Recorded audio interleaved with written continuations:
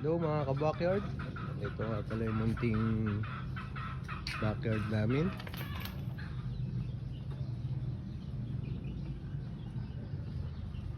Ito nga pala yung alaga kong si Maya na tinatahulan ng mga pusa. Maya! Yun. Isipon pa. Ito naman yung alaga naming lovebirds, African bird. Nahihiya. Ay lumabas.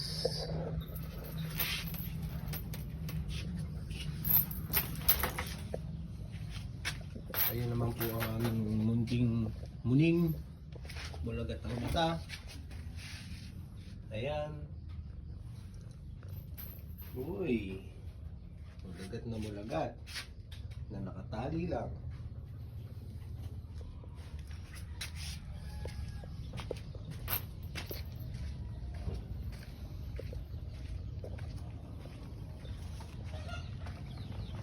Ito po yung mga sisiw na 16 days at 6 days.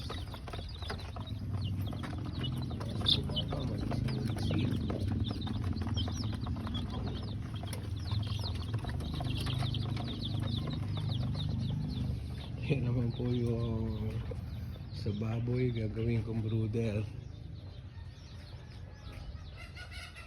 Kapag 1 month above na sila, dito ko na sila ililipat para makagalaw sila mabuti.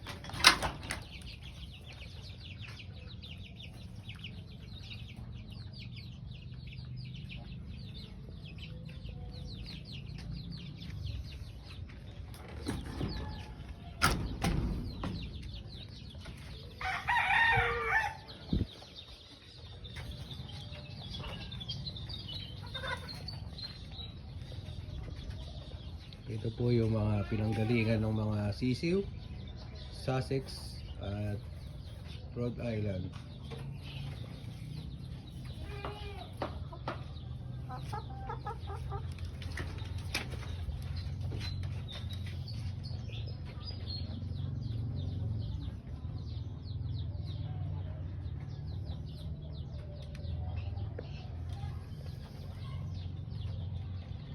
Lalusog oh.